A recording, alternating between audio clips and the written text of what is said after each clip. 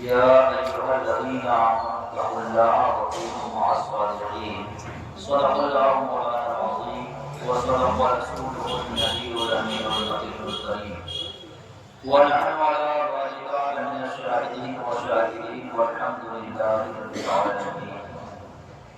آئیے ہم سب مل کر کے بات رسالت جماعت میں قرآن درود و سلام پیش کریں برکات واسطے بڑے اللہم صلی علی سیدنا مولانا محمد وعلی آل سیدنا مولانا محمد وعلی وسلم السلام علیکم یا رسول اللہ السلام علیکم یا رسول اللہ. غریب آئے ہیں در پر تیرے غریب نواز، غریب آئے ہیں در پر تیرے غریب نواز، کرو غریب نوازی میرے غریب نواز. تمہاری ذات سے میرا بڑا تعلق ہے، تمہاری ذات سے میرا بڑا تعلق ہے کہ میں غریب بڑا تم بڑے غریب نواز.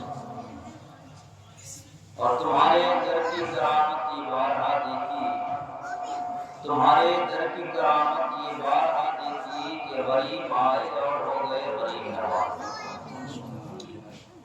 محترم حضرات، اللہ رب العزت نے قرآن کریم فرقان حمید میں ارشاد فرمایا یا ایھا الذین آمنوا اتقوا اللہ وکونوا مع الصادقین، اے ایمان والو تم اللہ سے ڈرتے رہو اور سچوں کے ساتھ رہو. تو سچے لوگ کون ہیں؟ یہ وہ سچے لوگ ہیں جن کے راستے پر چلنے کے لیے اللہ تعالی نے انعام و کرام فرمایا. قرآن کریم میں سورہ فاتحہ کے اندر ہم لوگ پڑھتے ہیں اہدنا الصراط المستقیم صراط الذین انعمت علیہم، اے اللہ اے میرے پروردگار ہمیں سیدھے راستے کی ہدایت فرما، اور وہ سیدھا راستہ جن کے بارے میں ہم نماز میں اللہ تعالیٰ سے دعا کرتے ہیں وہ کن کا سیدھا راستہ ہے. فرمایا انعم اللہ علیہم من النبیین والصدیقین والشہداء والصالحین، یہ وہ لوگ ہیں جن کے راستے میں انعام اللہ تعالیٰ نے فرمایا ہے، جن کے راستے پر چلنے کے لیے اللہ تعالیٰ نے ہمیں ارشاد فرمایا ہے. وہ لوگ انبیاء کرام ہیں، شہداء کرام ہیں، صدیقین ہیں اور صالحین یعنی اللہ والے ہیں، اللہ کے نیک بندے اولیاء کرام. انہی کے راستے پر چلنے کے لیے ہم ہر وقت نماز میں دعا کرتے ہیں کہ اللہ تعالیٰ ہمیں ان کے راستے پر چلا، انہی کا سیدھا راستہ ہے. آج ہم لوگ یہاں پہ حیدر ولی اقائے رسول حضور سیدنا خواجہ معین الدین چشتی اجمیری رحمۃ اللہ علیہ کی بارگاہ میں ان کی محفل میں یہاں پر ہم لوگ جمع ہوئے ہیں، اس لیے کہ ہم سبھی اہل سنت و جماعت کا عقیدہ ہے کہ جہاں پر اللہ اور اللہ کے رسول اور اس کے ولیوں کا ذکر ہوتا ہے ایسی محفلوں میں اللہ تبارک و تعالیٰ اپنی رحمتوں کا نزول فرماتا ہے. ہم لوگ ان کی محبت میں یہاں پہ جمع ہوئے ہیں، انشاءاللہ تعالیٰ اللہ تبارک و تعالیٰ ہماری حاضری کو ضرور قبول فرمائے گا.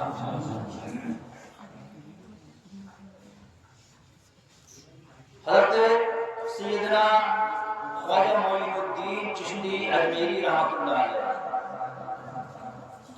آپ کی ولادت و سعادت خراسان میں ہوئی 537 ہجری کو. حضرت غریب نواز علیہ رحمۃ و رضوان کے والدین، آپ کے والد بہت بڑے متقی عالم تھے اور والدہ بھی متقیہ عابدہ اور زاہدہ تھی. غریب نواز رحمۃ اللہ علیہ نے ابتدائی تعلیم آپ نے اپنے والدین سے حاصل کی. اسلام کی دین کی ابتدائی تعلیم آپ نے اپنے والدین سے حاصل کی. اس کے بعد ابھی تموری ہی میں آپ کے والد محمد کا سایہ سر سے اٹھ جاتا ہے اور آپ کو ترکے کے بطور کچھ چیزیں ملی جس میں سے بام تھا اور چکی تھی.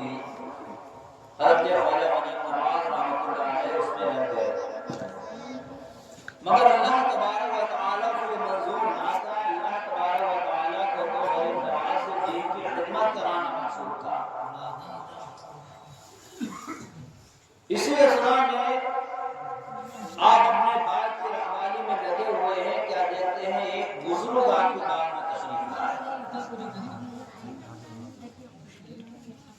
جب وہ بزرگ آپ کے بات میں تشریف لاتے ہیں تو آپ ان کا استقبال کرتے ہیں اور ان کی ضیافت فرماتے ہیں۔ اس کے بعد وہ بزرگ نے اپنی گدڑی سے ایک سوکھی روٹی کا ٹکڑا نکال کر کے غریب نواز رحمۃ اللہ علیہ کو کھلایا۔ تو جب وہ ٹکڑے کو غریب نواز رحمۃ اللہ علیہ نے کھایا ہے، جیسے ہی آپ کی دل کی دنیا بالکل بدل گئی، دنیا کی محبت آپ کے اندر سے نکل گئی اور آپ نے وہ باغ اور پنچکی کو بیچ کر کے غربا فقراء میں تقسیم کر دیا، اللہ کے نام پہ لٹا دیا، اور اس کے بعد آپ طلب علم کے لیے اپنے یہاں سے نکل پڑے۔ کیا علم حاصل کیا جائے؟ تو غریب نواز رحمۃ اللہ علیہ نے علم حاصل کیا، اور اس سے پہلے جتنے بھی اللہ والے جو اللہ کے برگزیدہ بندے ہوئے ہیں، سب سے پہلے انہوں نے علم دین حاصل کیا۔ پیروں کے پیر حضرت غوث اعظم رحمۃ اللہ علیہ کے واقعات آپ نے سنے ہوں گے کہ آپ نے علم دین سب سے پہلے حاصل کیا، کیونکہ ولایت کی منزل پر پہنچنے کے لیے جو سب سے پہلا زینہ ہے، جو سب سے پہلی سیڑھی ہے، وہ عالم ہونا ہے، علم حاصل کرنا۔ اگر کوئی بغیر علم حاصل کرے ہوئے جاہل کوئی یہ کہے کہ ہم ولی بن گئے، ہم پیر بن گئے، تو جاہل کوئی پیر یا ولی نہیں ہو سکتا ہے۔ سرکار اعلیٰ حضرت نے پیر ہونے کے لیے 6 شرائط نقل فرمائے ہیں، اسی میں ایک شرط یہ بھی ہے کہ پیر کا اتنا علم، اتنا اس کے پاس علم ہونا ضروری ہے کہ وہ اپنے ضروریات کے مسائل کتابوں سے نکال سکے۔ بہت سارے ایسے بھی پیر ہو گئے جو مریدوں کے یہاں جو ہے وہ اپنے مریدوں کے اوپر دکانیں چلا رہے ہیں اور علم سے بالکل گورے ہیں، شریعت سے بالکل دور ہیں، نہ خود نمازی ہیں، نہ اپنے مریدین کو نماز کے لیے کہہ رہے ہیں، اور سینکڑوں غلط شرع رسوم ان کے اندر پائی جا رہی ہے۔ بہت سارے ایسے پیر آپ نے دیکھے ہوں گے، نہ نماز کے پابند، انگلیوں میں 10 انگلیوں میں آپ کو انگوٹھیاں پہنے ہوئے ملیں گے جو شریعت میں جائز نہیں ہے، لوہے کے کڑے پہنے ہوئے ملیں گے، شریعت میں جائز نہیں ہے۔ اس طریقے سے بہت سارے ایسے پیر گھومتے ہیں اور وہ اپنے مریدین کو تسلی دینے کے لیے اگر کوئی ان سے کہے کہ جناب نماز بھی پڑھ لیا کریں، شریعت کے جو آپ کے اندر خلاف شرع باتیں ہیں ان کو دور کر لیں، تو وہ بہت جلدی اپنے مریدوں کو سمجھانے کے لیے کہتے ہیں کہ جناب دیکھیے ہم فقیر ہیں اور ہم طریقت والے ہیں، عالموں میں اور فقیروں میں کبھی بنی نہیں ہے۔ مریدین کے دلوں کو اپنی طرف متوجہ کرنے کے لیے وہ یہ باتیں کہنے لگتے ہیں کہ وہ فقیر ہو، فقیروں اور عالموں میں کبھی بنی نہیں ہے، تو یہ بالکل سراسر غلط ہے۔ جو بھی فقیر ہوتا ہے وہ شریعت کی تعظیم و توقیر کرے گا، شریعت پر عامل رہے گا، شریعت کو چھوڑ کر کے اگر کوئی چاہے کہ ہم طریقت کی منزل پر پہنچ جائیں اور معرفت حاصل کر لیں تو ناممکن ہے۔ معرفت اور طریقت پر پہنچنے کے لیے سب سے پہلی سیڑھی ہے شریعت، شریعت سے ہٹ کر کے کچھ نہیں ہوگا۔ ایسے لوگ صرف اپنی روٹیاں چلانے کے لیے اپنے مریدین کو خوش کرتے ہیں، نہ ان کو نماز کی تبلیغ کریں گے، نہ ان کو کوئی خلاف شرع جو کام ان میں ہے اس کو دور کرنے کی تبلیغ کریں گے۔ اسی کو ایک شاعر نے اپنے اشعار میں کہا ہے کہ سر پر رکھائے بال تو روٹی کے واسطے، سر پر رکھائے بال تو روٹی کے واسطے، تسبیح ذوالجلال تو روٹی کے واسطے، آیا اگر حال تو روٹی کے واسطے، آٹے کا ہے سوال تو روٹی کے واسطے، لائے کہیں سے دال تو روٹی کے واسطے، یہ ساری چیزیں انہوں نے روٹی کے واسطے اپنی دکان رسالت چلانے کے لیے مریدین کو سمجھانے کے لیے باتیں کرتے ہیں۔ اب انہیں غور و فکر کرنا چاہیے کہ ولیوں کے سردار قطب الاقطاب غوث اعظم رحمۃ اللہ علیہ جیسے اللہ کے ولی، انہوں نے علم دین سب سے پہلے حاصل کیا۔ عطائے رسول ہندن ولی غریب نواز رحمۃ اللہ علیہ نے سب سے پہلے علم دین حاصل کرا، اور جتنے بھی اللہ والے گزرے ہیں انہوں نے سب سے پہلے علم دین حاصل کرا، اس کے بعد وہ جو ہے شریعت، طریقت اور معرفت کی منزل پر گامزن ہوئے۔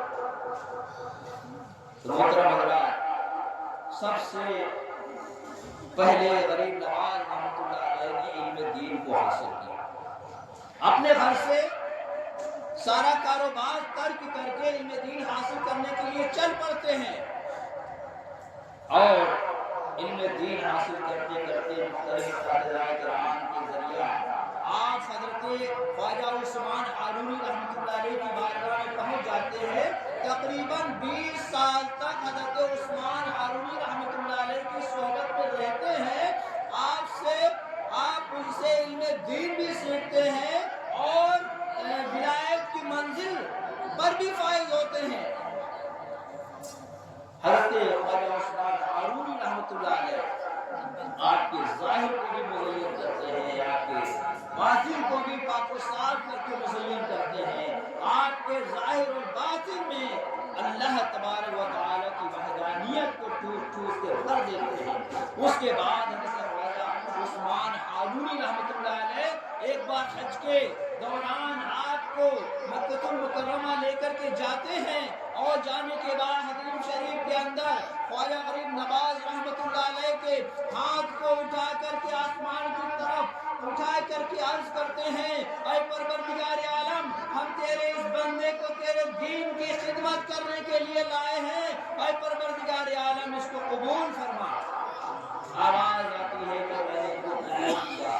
اس کے بعد حضرت خواجہ عثمان ہارونی رحمۃ اللہ علیہ غریب نواز رحمۃ اللہ علیہ کو روضہ مبارکہ پر سرکار کائنات صلی اللہ علیہ وسلم کے روضہ مبارکہ پر لے کر کے جاتے ہیں۔ وہاں پر آپ کے بارگاہ میں سلام عرض کرتے ہیں۔ آواز آتی ہے، وعلیکم السلام یا مولا الدین، اے دین کے مددگار، تم پر سلامتی ہو۔ اور اسی اسنا میں کھوئے ہوئے ہیں، گنبد خضرا کی ٹھنڈی ٹھنڈی ہوائیں آپ کو معطر کر رہی ہیں، انہی معطر ہواؤں میں آپ کو نیند آ جاتی ہے۔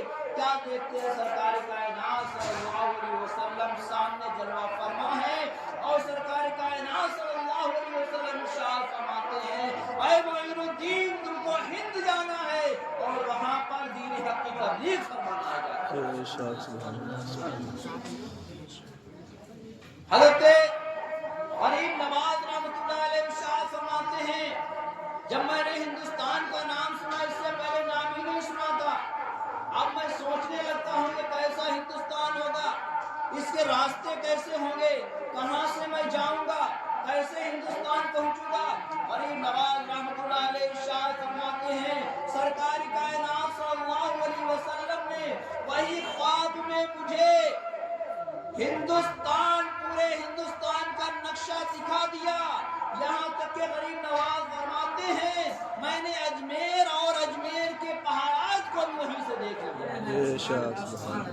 اجمیر کے پورے اجمیر کے مناظر کو میں نے وہیں سے دیکھ لیا۔ جب ہمارے غریب نواز کا یہ حال ہے کہ مدینے میں بیٹھ کر کے پورے ہندوستان کو دیکھ لیں، تو پھر ہمارے آقا صلی اللہ علیہ وسلم کا کیا حال ہوگا۔ ہمارے آقا صلی اللہ علیہ وسلم مدینے میں بیٹھ کر کے پوری دنیا کا مشاہدہ فرماتے ہیں۔ اور جب غریب نواز رحمۃ اللہ علیہ کو سرکار کائنات صلی اللہ علیہ وسلم نے ہندوستان جانے کے لیے حکم فرمایا، اس وقت ہندوستان میں جو اجمیر کا بادشاہ پرتھوی راج تھا، پرتھوی راج کی جو والدہ تھی، اس کی ماں تھی، وہ ایک جوتشی تھی، بہت بڑی جوتشی تھی۔ اس نے جو علم جوتشی کے ذریعہ سے یہ پتہ لگایا، اس کو یہ پتہ چلا کہ ہندوستان کے اندر ایک بزرگ آئیں گے جن کے ذریعہ سے پرتھوی راج کی حکومت کو نقصان پہنچے گا۔ جب اس کی ماں نے اپنے بیٹے پرتھوی راج کو یہ بات بتائی، پرتھوی راج اس وقت تقریباً 52 راجاؤں کا راجا پرتھوی راج کا۔ اس پرتھوی راج نے کہا کہ وہ جو بزرگ آئیں گے ان کی شکل و صورت کیسی ہوگی، کیونکہ اس وقت کا تو دور ہے نہیں کہ فوراً فوٹو کھینچ کر کے بھیج دیا جائے۔ اب سوچنے لگا وہ کیسے ہوں گے، کیسے پتا چلے گا وہ بزرگ ہے؟ تو پرتھوی راج نے بھوٹان سے جو بڑے بڑے نجومی اور کاہن تھے ان کو بلایا۔ انہوں نے اپنے علم نجوم کے ذریعہ سے غریب نواز رحمت اللہ علیہ کی شکل کو نکالا۔ سامنے ایک مصور کو بٹھایا گیا جو اسکریچ کرتا تھا، تصویروں کو بناتا تھا، اور وہ نجومی اور کاہن غریب نواز کی تصویر بتاتے رہے کہ ان کا حلیہ ایسا ہوگا، ان کے کان ایسے ہوں گے، ان کی آنکھیں ایسے ہوں گی، ان کی ناک، ان کا چہرہ مورا ایسے ہوگا۔ وہ نجومی بتاتے رہے اور وہ مصور پینسل سے اس کا نقشہ بناتا رہا، یہاں تک کہ اس نے خواجہ صاحب کا نقشہ بنا دیا۔ اس کے بعد خواجہ صاحب کی وہ تصویر جو بنائی گئی تھی، اس تصویر کو کئی تصویریں اس کی نکالی گئیں، اور جتنے بھی راجا اس وقت کے تھے سارے راجاؤں کے پاس اس تصویر کو پہنچایا گیا، اور سب کو یہ حکم دیا پرتھوی راج نے کہ اس شکل کا اگر کوئی شخص ہند آتا دکھے تو فوراً اس کو روک دیا جائے، ہندوستان نہ آنے دیا جائے۔ جگہ جگہ چوکیاں بنائیں گے، بہت ساری چوکیاں بنائی گئی، ایک کسی بھی چوکی سے یہ شخص کراس نہیں کرے گا، فوراً اس چوکی پہ اس کو روک دینا چاہیے۔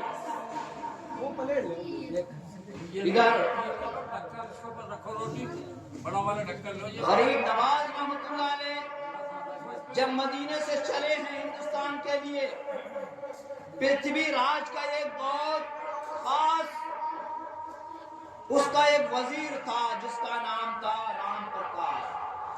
پرتھوی راج نے اس سے کہا کہ رام پرکاش ایسا ایسا معاملہ ہے، تم بہت جلد جاؤ ساری ایجنسیوں کو یہ خبر دے دو کہ وہ شخص ہندوستان نہیں آنا چاہیے، اور جہاں تک ممکن ہو سکے تم بھی اس کو روکنے کی کوشش کرنا۔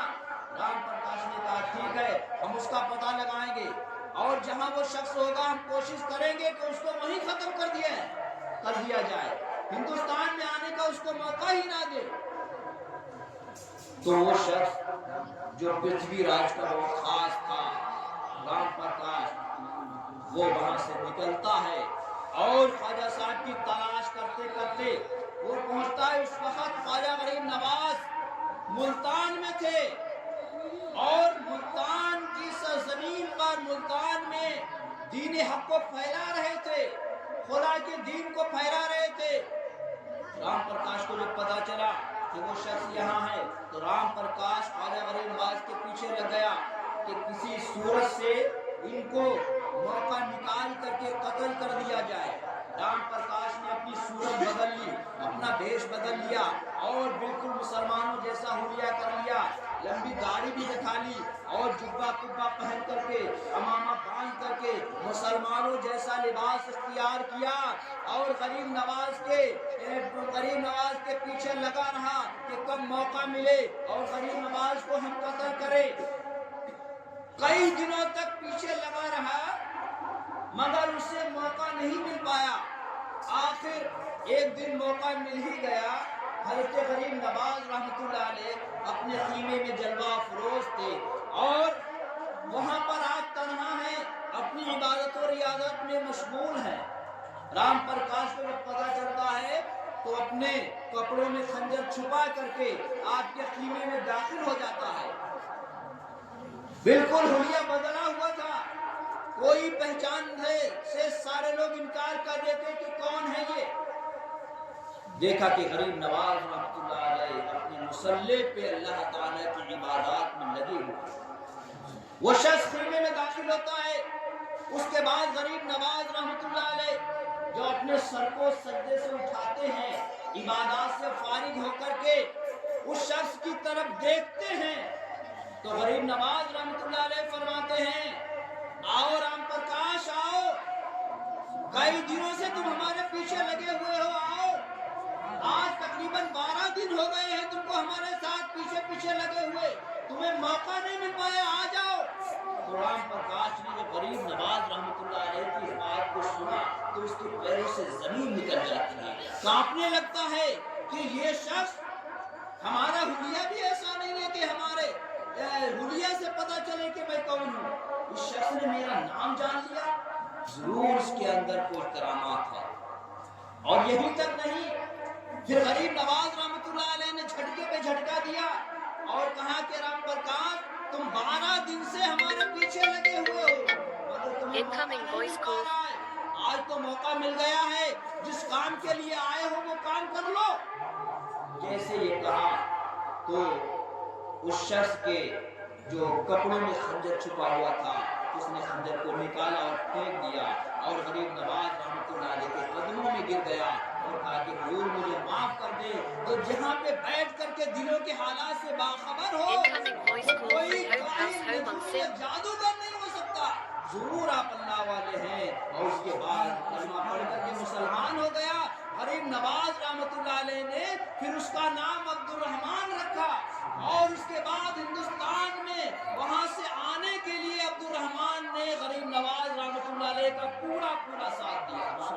इतनी चौकियां बनाई गई थी गरीब नवाज को रोकने के लिए, गरीब नवाज फानूस बन के जिसकी हिफाजत हवा करे, वो शमा क्या बुझे जिसे रोशन खुदा करे।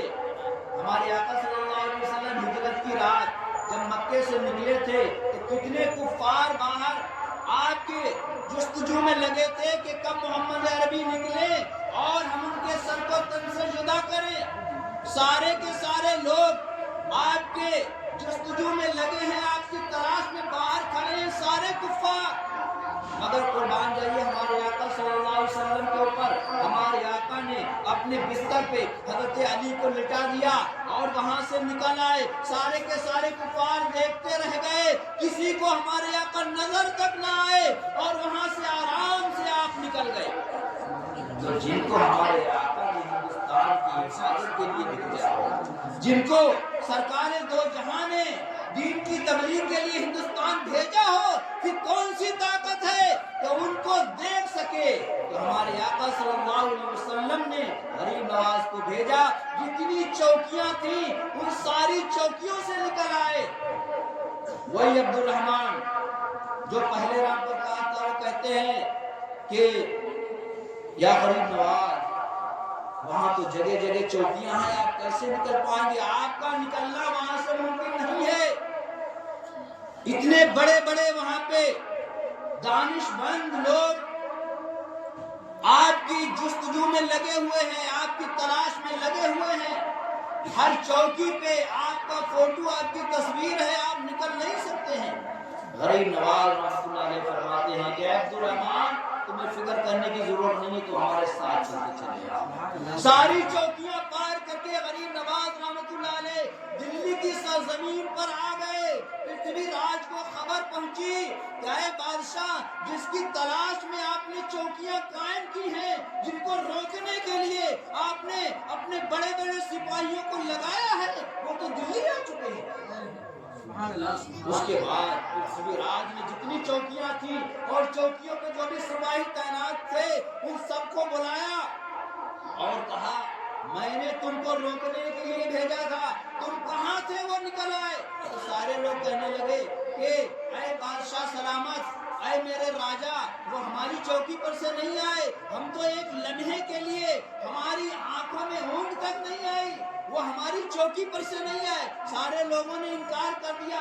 फिर पृथ्वीराज कहता है, अगर तुम्हारी चौकी पर से नहीं आए तो फिर वो आए कैसे।